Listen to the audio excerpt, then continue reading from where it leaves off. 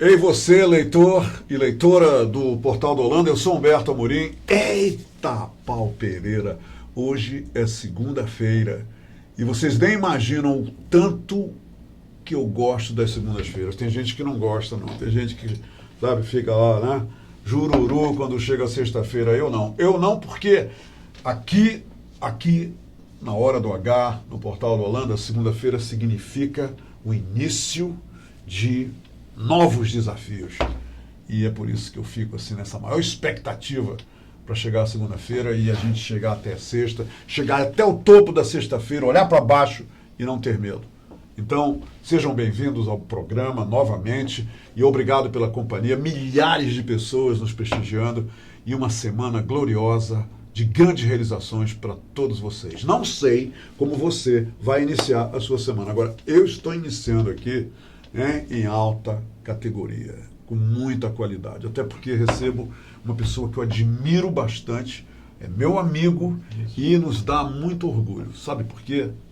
Ele é o José Jorge Júnior, presidente da Eletros, que é a Associação Nacional dos Fabricantes de Eletrônicos do Brasil.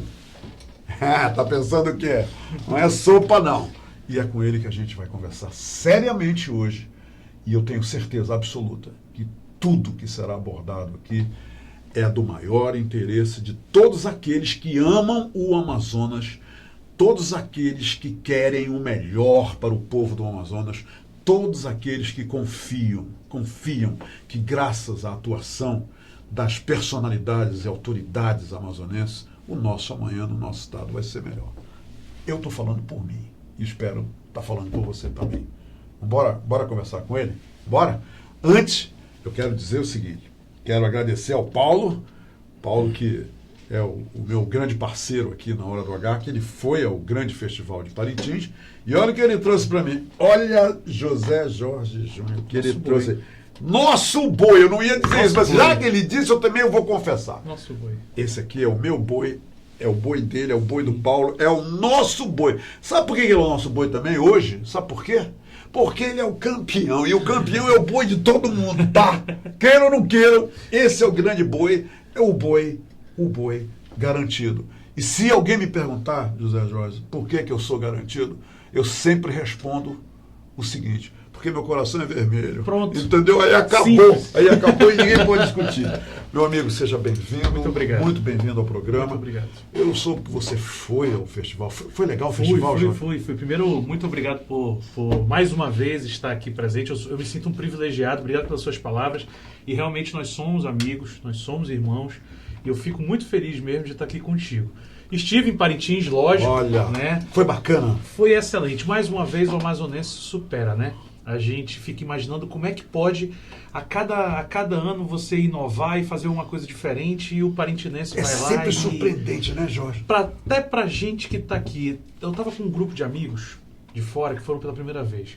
Eles saíram, assim, é chocante, né? Você entra no bombódromo e vê aquela estrutura e um lado em silêncio absoluto, em respeito, e o outro lado vibrando. Isso é formidável. É uma coisa fantástica. Você vê os módulos entrando e você não consegue entender o que vai ser construído. E de uma hora para outra, aquelas partes e peças vão se encaixando e monta aquele...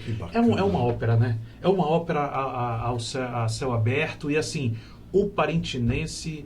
ele realmente, os parintintins deixaram ali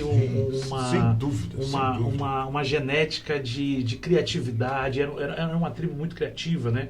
O que eu leio é que tem muita coisa que foi encontrada na região, remete muito à questão de trabalhos manuais, e o parintinense que está no sangue isso daí, né? Foi um festival fantástico, muito bom mesmo, muito bom. Parintinense, o Amazonas está de parabéns. E com certeza o festival do ano que vem vai ser melhor do que desse ano. É sempre assim, né? Eles fazem isso. E é um ano sempre melhor que o outro. Impressionante. E esse ano teve, mesmo eu estando em São Paulo, tenho acompanhado um pouco, voltou a 15, 20 anos atrás, quando Manaus realmente se preparava, o período bovino, pré-bovino, com festas, com feijoadas, com festas nos salões dos clubes, em locais que eram em restaurantes. E eu acho que Manaus voltou esse ano, curiosamente, Antigamente era 28, 29 e 30 Sim. de junho, independente do dia da É semana. verdade, é verdade. Coincidiu esse ano de ser 28, 29 e 30, mesmo sendo no final de semana. Eu acho que toda essa áurea aí fez com que o festival fosse ainda melhor. A gente começa então a entrevista aplaudindo todo mundo que desenha esse festival, É isso aí. que nos dá tanto orgulho, que é maravilhoso. Não interessa se aquele ganhou ou aquele outro perdeu, todos nós ganhamos, porque afinal de contas é uma festa que tem como essência a amazonidade, a Isso. brasilidade. É isso Não é, aí. amigo? Muito bom, parabéns para todo mundo. Você é amazonense. Amazonense Né? de Manaus. E aí eu iniciei a entrevista falando isso.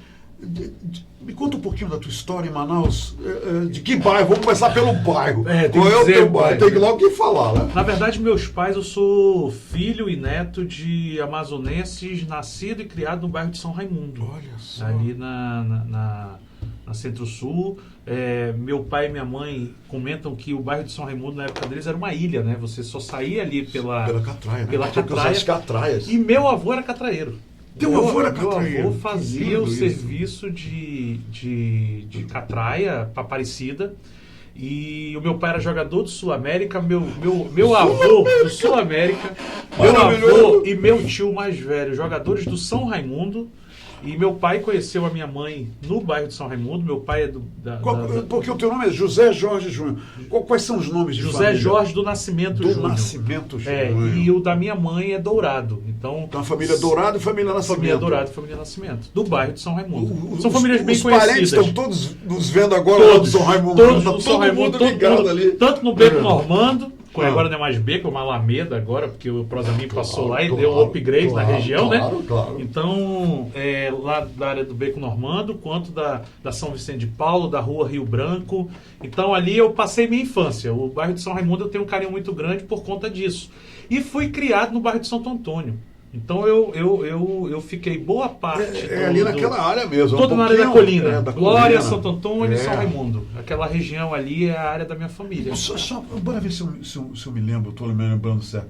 São Raimundo tinha um abatedouro famoso, não era? Tinha Era lá os bucheiros. Eles são os bucheiros, né? bucheiros, né? É isso que eu queria lembrar. Porque Porque de onde veio esse nome Bucheiros, né? Porque ali perto do Porto da Catraia, que é ali onde é o Porto de São Raimundo, Sim. mais em cima, é onde ficava meu pai. O primeiro emprego do meu pai foi no Curtume. Era Curtume. Era o Curtume. É isso.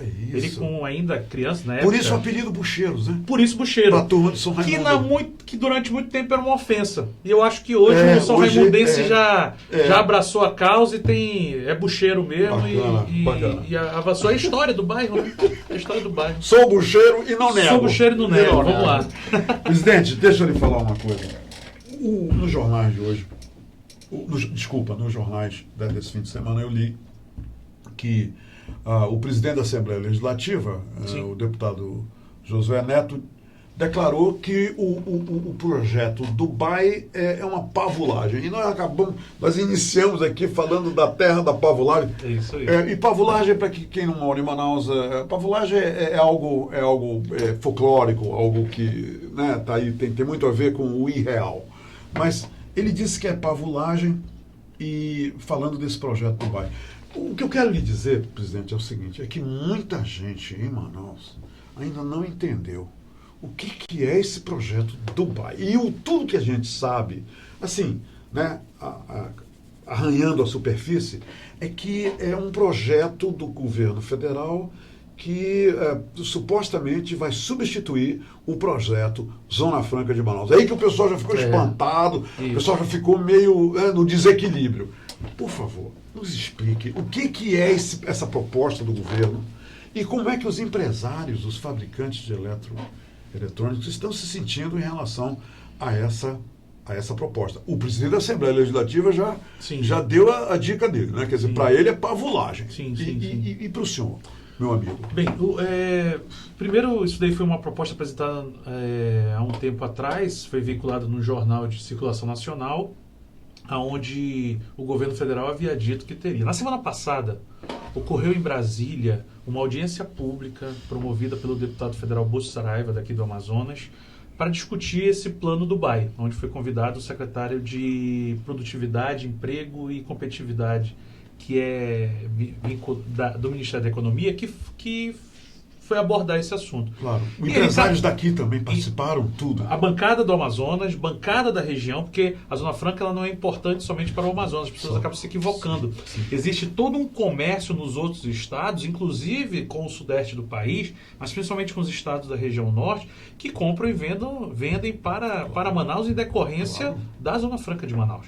E aí, nessa audiência pública promovida pelo deputado Bolsonaro, o secretário Carlos da Costa pegou e disse, olha, esse plano ele não existe, isso daqui foi uma ideia que eu comentei em off com um jornalista, dizendo que qual seria, quando fui questionado o que aconteceria com o futuro da Zona Franca, eu peguei e comentei que a gente teria que diversificar a matriz econômica, isso foi o que ele comentou na reunião lá. O que nós nos ficamos muito surpresos, porque esse plano do Dubai surgiu há 40, 60 dias atrás, mas somente agora foi esclarecido, digamos assim. Porque assim, virou um grande boato.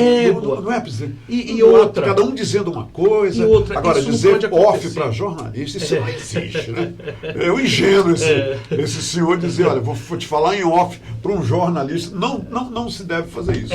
E aí o que acabou acontecendo? O mercado é muito especulativo. Sim. Os negócios, nós vivemos num sistema capitalista, as pessoas às vezes têm que esquecer um pouquinho o romantismo e algumas utopias. Claro. O mercado ele é capitalista, que ele se move. E ele é muito especulativo. Então, na semana passada, teve aprovação da reforma da Previdência. Você viu que o dólar já deu uma baixada, a Bolsa subiu, só com o indício da aprovação na comissão. Então, o mercado é muito especulativo. O que acaba acontecendo com isso? Deu um susto no mercado. Um clima de tensão. Vai substituir o que nós temos hoje pelo turismo, pela mineração, pelo agroindústria, mas como? De uma hora para outra? E assim... Um projeto que já tem mais de 50 anos. Esse é o detalhe. Por que eu vou ter que substituir algo se eu posso ter algo complementar ao que já temos? Sim. O segredo não é substituir, ao meu ver. O segredo é a gente ter a complementação. Nós temos aqui 90 mil empregos gerados de forma direta. Isso daí remete a mais de 200 de forma indireta. Isso só no Distrito Industrial. Estou falando só de Distrito Industrial. Exato. Né? Nós temos aqui mais de 500 indústrias que pagam... Olha, o estudo da Fundação Getúlio Vargas mostra que para cada R$1 de renúncia que a União dá para as indústrias instaladas na Zona Franca de Manaus, o governo federal arrecada R$1,30. Não é brincadeira. Ou seja, isso. 30% a mais da renúncia. Por que eu vou ter que substituir este modelo que dá certo, este modelo que está dando certo, por uma coisa com o objetivo de diversificar? Então, novas matrizes têm que existir. Temos que sair da dependência, é razoável que a gente tenha várias opções. Claro. O turismo é uma, a piscicultura é outra, a fruticultura é outra, a mineração. Só que, eu vou dizer assim, Humberto, a mudança da chave ela não é tão rápida. Então, para isso, eu tenho que fazer o quê? Fortalecer o que eu tenho. E com esta riqueza eu começar a gerar outras oportunidades, mas nunca preterindo essa. Sim, claro. E o que o plano Dubai, num primeiro momento, chegou, que causou uma surpresa, e até as pessoas ficaram assustadas, o investidor ficou assustado, é porque veio com esse negócio, vamos substituir. Né? Porque, assim, na economia, nós temos, principalmente no lado eletrônico, tá? Nós temos duas molas propulsoras. Primeiro, o consumidor. Tá? A gente tem que ter o hábito do consumo. Claro, Sem consumo... É onde está a demanda, né? É onde está a demanda. E o outro é o investidor, para suprir a necessidade desse consumidor. A crise econômica que a gente está passando, ela vai muito nisso daí. O consumidor está retraído, ele não está indo, não voltou ao hábito do consumo, por quê? 13 milhões de desempregados, mais uma instabilidade. E um período que vem desde 2014, né? A coisa vem 4 anos, né? Você nesse ambiente nocivo. E o investidor também, como não tem demanda, ele não oferta. Claro. E aí fica aquela letargia. Sim. O que a gente precisa fazer? A gente precisa voltar ao consumo, a gente precisa fazer com que o ambiente econômico seja positivo e que esse tipo de coisa não aconteça, esse tipo de comentário. E sim no sentido de que vamos manter a Zona Franca. A reunião do CAIS deve ocorrer... Dia 12 agora. Agora, essa semana, né? Dia 12. Sexta-feira. Tá, então, parece que vem o presidente Bolsonaro. A gente espera que ele venha com mensagem. A gente tem conversado com o Coronel Menezes, o presidente da Zona Franca de Manaus, e ele está super otimista de que o modelo Zona Franca será preservado e a gente precisa dessa segurança. porque Fundamental, né? é porque a gente precisa da segurança jurídica, Humberto, e de previsibilidade. O que é essa previsibilidade? É a gente saber o que vai acontecer no médio e longo prazo. Se nós não soubermos disso, o consumidor, o consumidor não vai às compras. Sim. E o investidor não faz investimentos para suprir. Ou seja, você está entendendo como o círculo hoje está nocivo. Ele precisa ser um círculo virtuoso. Eu diria um círculo vicioso. E dinâmico também, ele perde a dinâmica, não? Muito. E aí, é o ponto. É muito triste a gente ouvir em algumas rodadas nas redes sociais as pessoas falarem bem assim. Tem que acabar com a Zona Franca amazonenses, tá? Eu já li isso. Tem que acabar com a Zona Franca mesmo. A Zona Franca já acabou. Perdoai-os, É um eles não absurdo. sabem o que dizem. Olha, um amigo meu fala uma coisa fantástica. Parece, como se fossem os dinossauros saudando o meteoro. Olha que beleza de colocação. Que colocação esse meu amigo foi? Ele coloca bem assim. Dinossauro saudando o meteoro que vem tá acabar vindo com eles. destruir, para acabar com tudo. Aí ficam dizendo, não. Aí tu diz, não, eu sou funcionário público. Não, eu sou empresário. Tudo gira em torno da Zona Franca. Sim. Nós temos que sair da base, temos que ter uma outra diversificação, uma outra base econômica. Fato. Não se Presidente, a discute. Zona Franca de Manaus, esse projeto, é importante para o Brasil, ponto final. Para o Brasil. E não é só para a nossa região. Só o Estado de São Paulo, no estudo da SUFRAMA, mostra que o Amazonas compra, as empresas do Polo Industrial de Manaus, Humberto, compram 11 bilhões de reais todos os anos do Estado de São Paulo. Mas nós compramos de todos os estados. Sabe o que é isso? Isso quer dizer que o Brasil, ao invés de importar partes e peças, está comprando insumos do Brasil, gerando emprego nesses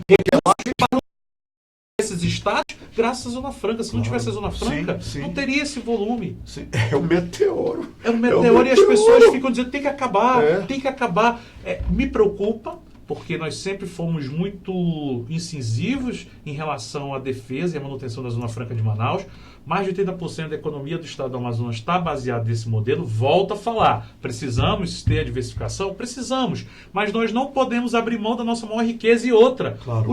O time está ganhando.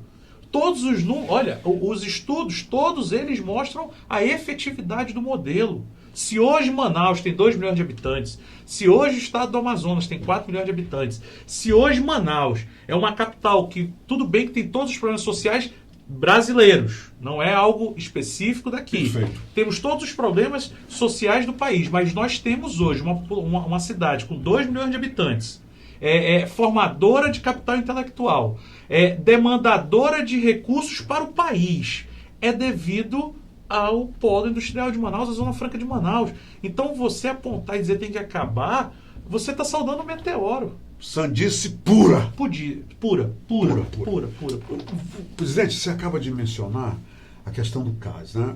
Sim. Há muito tempo o CAS não se reúne, que é o Conselho de Administração, né, que se reúne. Eu me lembro da época que o próprio ministro da Indústria e Comércio vinha para Manaus para participar do CAS. Quer dizer, era um acontecimento. Era um fato. Não era um negócio assim grandioso. De repente, a coisa foi claudicando. Isso. E hoje a reunião do CAS ainda não aconteceu. E há algum tempo que não acontece, que deveria acontecer. Mas agora os ventos sopram positivamente e dizem o seguinte para a gente. Que vai, agora marcado para o dia 12, Isso. provavelmente com a presença do presidente Bolsonaro. Tomara. E, muito bem.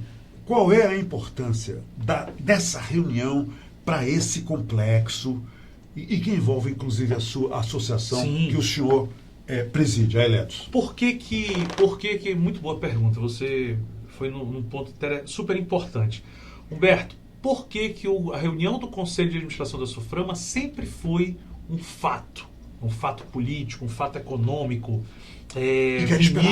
tinha expectativa para a realização. Quem compõe o Conselho da SUFRAMA? Olha só a importância da SUFRAMA para a região. Quem compõe o Conselho de Administração da SUFRAMA? Quem é que dita as normas para a gestão da SUFRAMA? Quem é que aprova os projetos industriais e agroindustriais para a região amazônica? Governadores dos estados Amazonas... É Arara, tá? Amazonas, Roraima, Acre, Rondônia e Amapá. Arara. É verdade. Arara. É verdade. Então, os estados, os governadores do Amazonas, Roraima, Acre, Rondônia e Amapá. Os prefeitos das capitais. Rio Branco, Boa Vista, Manaus, Macapá, e Porto Velho. Sim, sim, Né? sim. Além disso daí, tem 11 ministérios que compunham. Está passando por uma reformulação, porque teve agora a reforma administrativa nacional, sim. e houve uma fusão de vários ministérios, Claro. então deve ter. Mas anteriormente eram 11 ministérios, deve estar em torno de 8 hoje ou 10. Tá? Mais a classe do trabalhador representado e mais a classe produtiva. Ou seja, era uma reunião de autoridades públicas e privadas e da sociedade civil. Extremamente democrático. O ministro, lembra? E era presidido ministro. tudo isso pelo ministro da Indústria e Comércio, que agora é o Ministério da Economia, que seria o Paulo Guedes. Sim. Então, não tem por que não ser um evento que sempre houve muita atenção e muito prestígio. O que acabou acontecendo com isso daí? O próprio contingenciamento dos recursos da Suframa fez com que esvaziasse. A gente ouvia muito assim: poxa, eu saio do meu estado, vou lá para Manaus para bater palma para aprovar projeto para Manaus. Por que não era assim? Porque antes eu fazia o seguinte: eu saía do meu estado para bater palma para aprovação de projeto de construção de uma vicinal aqui no Rio, no estado do Acre. Eu saía. Quer dizer, o benefício era generalizado. Tu sabias, Humberto, que a Universidade Federal de Roraima foi construída com recursos da Suframa? Eu não Tu sabia sabias disso. que a orla de Macapá, no Rio Amazonas, Sim, eu conheço boa aquela parte orla. dela Eu já estive linda, lá, linda, lindíssima. construído com recursos da Suframa. Tu sabias que muitos aeroportos e portos no interior do estado foram construídos com recursos do estado no interior da Amazônia, foram construídos com recursos da Suframa? E era melhor. Eu sei, inclusive, de Manacapuru, aquela orla de Manacapuru. Todos recursos da Suframa. Suframa. E como é que era fundo perdido? Ela fazia convênios com as prefeituras e com o governo do estado, entrava, salvo engano, com 80% a 90% do recurso e uma contrapartida pequena do município a fundo perdido. De onde é que vem esse dinheiro? Esse dinheiro vem de Robin Hood. É porque ele era um dinheiro que as empresas do polo industrial pagam a Suframa em toda transação que eles fazem, na nota fiscal. Então era o rico, a empresa pagando uma taxa à Suframa, e a Suframa utilizava essa taxa para possibilitar pagar esses investimentos. E investimentos. pegava para fazer investimentos. Se você perguntar de qualquer empresário instalado no polo do estado de Manaus, pergunta: tu és a favor da taxa? Ele vai dizer sim, desde que seja aplicada como a gente sempre pagou. Porque o empresário via o recurso dele investido numa coisa muito boa. Isso foi descontinuado, então. Por conta do contingenciamento dos recursos. Do dinheiro bloqueado. O governo federal começou isso desde a época do Fernando Henrique ainda, do governo Fernando Henrique, começou a contingenciar e intensificou. Uma das pautas ainda é o descontingenciamento dos recursos, porque aí sim, a gente volta a irradiar. E a gente já ouviu aí, estão falando dessa possibilidade que vai haver, que estão cutucando para que isso aconteça. Isso daí será algo muito positivo. Então, assim, o conselho ele foi esvaziado, digamos assim, por conta desses fatos todos. Mas a expectativa... Agora, ele é fundamental. Coronel Menezes, quando ele se manifesta para o presidente da eleição, ele passa positividade que isso vai acontecer e que, de repente, esse quadro vai mudar, presidente? Este ato está na pauta dele. Ele costumeiramente nos fala, entendeu? O Coronel Menezes tem um diálogo muito franco conosco. O Coronel Menezes, para quem não sabe, é o superintendente da Zona Franca de Manaus, da Suframa, aqui em Manaus. O Coronel Menezes é um cara ele é tão simples que nos permite até que em alguns momentos a gente haja na informalidade. O Coronel Menezes é um gestor público muito transparente nos seus atos e quando fala conosco. E não só essa, como a pauta. Quando surgiu esse plano do Dubai, eu liguei para ele e falei: Coronel, o que está acontecendo? Está todo mundo me perguntando. Ele falou: calma, Jorge, isso daí vai ser explicado na hora certa, mas em nada prejudica o que nós temos hoje. Agora, há uma missão, sim, de buscarmos a diversificação da economia. E volto a falar, ninguém é contra a diversificação da economia. Nós só temos que ser inteligentes de aproveitar o que nós temos aqui, porque... E acabar com essa conversa de que o plano Dubai, que ainda está entre aspas, vai substituir o projeto Zona Franca de Manaus. Tem que acabar com essa conversa. Aí eu sigo o relator, se eu fosse deputado lá da Assembleia Legislativa, eu seguiria o relator, o presidente Josué Neto diria: siga o relator, ele está certíssimo, não pode ser dessa forma. Uma coisa, eu li também na semana passada que a Gradiente está num retorno aí bacana para o distrito e tudo mais. Hoje, na sua opinião, o parque industrial do Amazonas, que é o Distrito Industrial aqui, ainda oferece as vantagens atrativas para que empresários de outros estados e até mesmo de outros países venham para iniciar os seus negócios aqui? Esse cenário continua ainda fluente? Continua. Só para você ter uma ideia, a Eletros, a entidade que eu presido, que você falou agora há pouco, nós temos como associados lá 30 empresas, 30 maiores indústrias de eletroeletrônico do país. No Brasil, infelizmente... Que estão instaladas em vários estados, né? Não são todos aqui, não, né? Não. É uma entidade nacional, com sede em São Paulo, mas que nós temos as 30 maiores indústrias de eletroeletrônico do país. Eletroeletrônico, eletrodoméstico. Ok. Tá? Nós estamos em 10 estados, em 29 cidades, com 47 fábricas. Tá? Sendo que dessas 30, 18 estão instaladas em Manaus, aqui no Polo Industrial de Manaus. Tá? Mais da metade. Mais da metade estão instaladas em Manaus. E o que faz com que as 18 estejam aqui respondendo a tua pergunta? A atratividade do modelo, a segurança jurídica do modelo. Olha, Humberto, tive uma reunião há mais ou menos uns 20, menos de 30 dias com o governador Wilson Lima. E eu levei essa mensagem, eu falei, governador, reforma tributária chegando, abertura comercial chegando. Essa reforma vai chegar, não vai? Vai acontecer. Não tem como. O que a gente precisa fazer é o seguinte, governador, precisamos fazer com que as vantagens comparativas da Zona Franca de Manaus sejam resguardadas, sejam mantidas. O Brasil todo está em busca de investimento. Claro. O mundo todo está em busca de investimento. A gente pode perder, numa reforma tributária, as vantagens, te respondendo, que hoje nós temos e que atraem...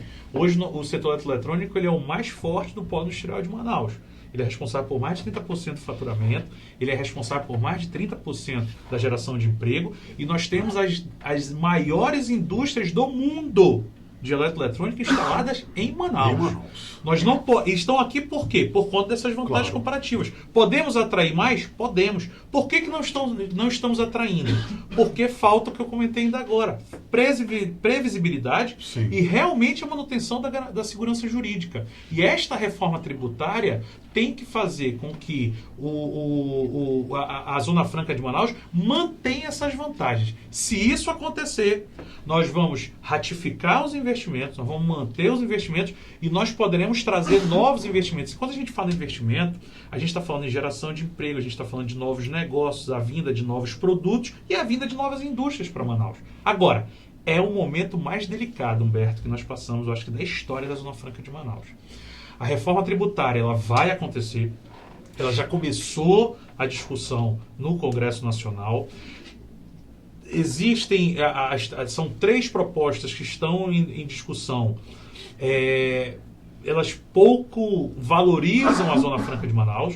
Tem uma lá que não valoriza em nada e a gente precisa colocar no texto a salvaguarda da Zona Franca de Manaus. Claro. Eu confio muito no governo federal e eu acredito que o presidente Bolsonaro é muito sensível. E a nossa bancada está de olho nisso, né? E nós temos 11 guardiões.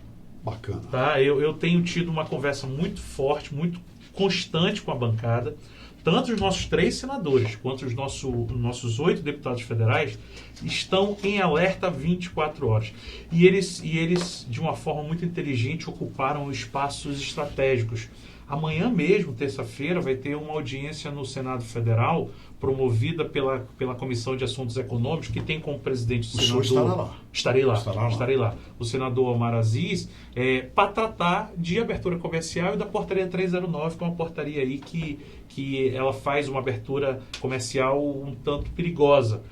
Abertura comercial é o quê? É você fazer com que produtos importados entrem no país com um imposto bem mais reduzido, fazendo com que eles fiquem mais barato do que o fabricado aqui. Aí o consumidor vai dizer, mas eu quero isso daí. Sim. Eu quero comprar um produto mais barato. Eu já ouvi de autoridades públicas dizer, mas qual o problema da gente abrir o mercado e o consumidor comprar um produto mais barato? Tu preferes comprar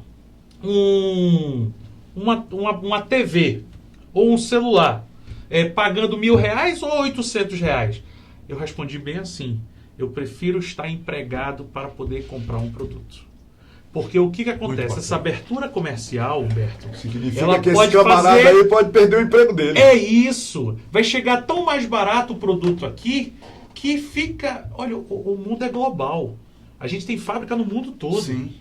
Se chegar mais barato o produto importado aqui, pode vir a inviabilizar a produção nacional. E o que eu faço? Eu deixo minha fábrica que está fora do país, fornecendo para cá, e eu fecho a minha indústria aqui. Isso não é alarmismo, isso é uma realidade que a gente tem que estar atento.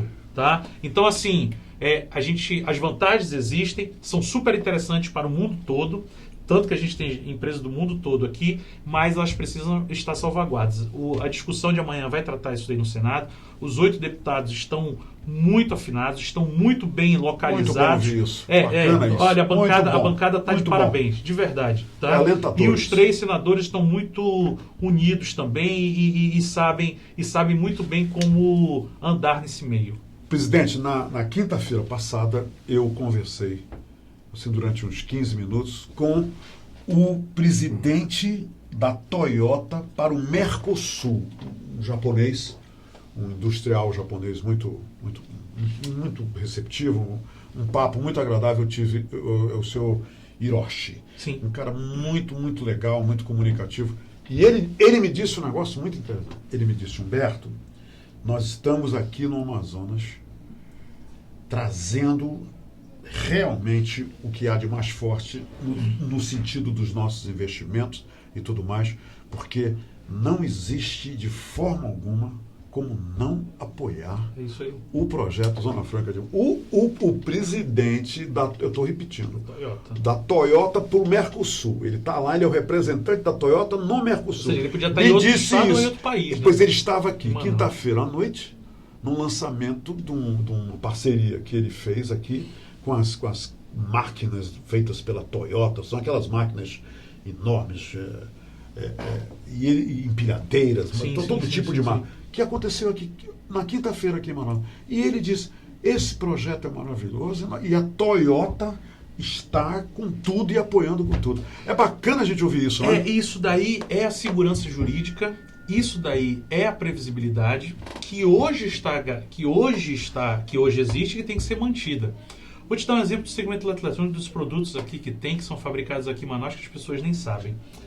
A Whirlpool, fabricante da Brastemp, da Consul. Onde está o nosso amigo Armando Enes. Isso que eu vou Armando Enes. Já ia falar dele. Ele, há uns 2 anos atrás, nos procurou e disse: pô, Jorge, a gente precisa fazer um produto inovador aqui, a Whirlpool está trazendo. A ideia, o Armando foi o ponto fora da curva na captação desse projeto para cá.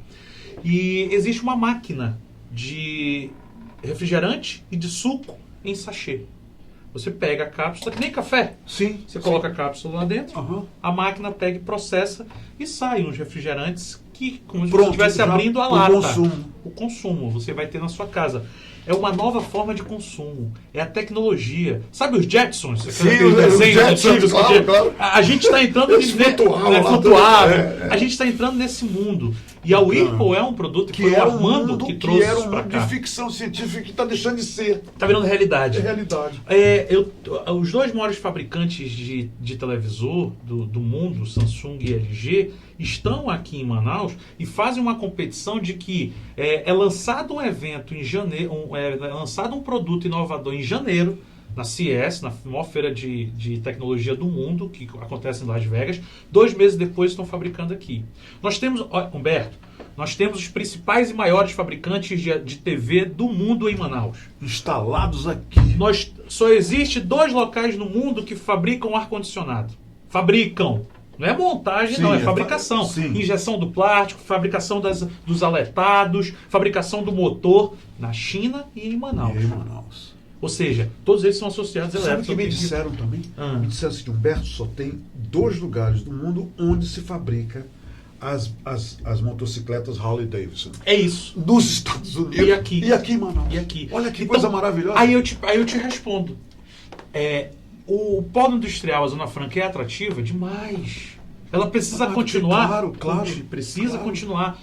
volta a falar, por que não agir assim? Então, estou te dando exemplo da Whirlpool, estou te dando exemplo da Samsung, da LG, Sim. da Sony, da Sim. Elgin. O presidente do nosso conselho é o Edvar Feder, ele é da Elgin. E ele fabrica ar-condicionado aqui, e ele pegou e falou, Jorge, eu vou ampliar o meu mix. Ele fala, os meninos são os sobrinhos, né? Os Sim, sobrinhos dele. sim. Os meninos estão lá se mexendo. É. E a ideia é a gente aumentar ainda o mix. Agora, isso tudo, de certa forma, está aguardando uma decisão Claro. da reforma tributária e abertura comercial. Como dizem os gringos, tá tudo on hold.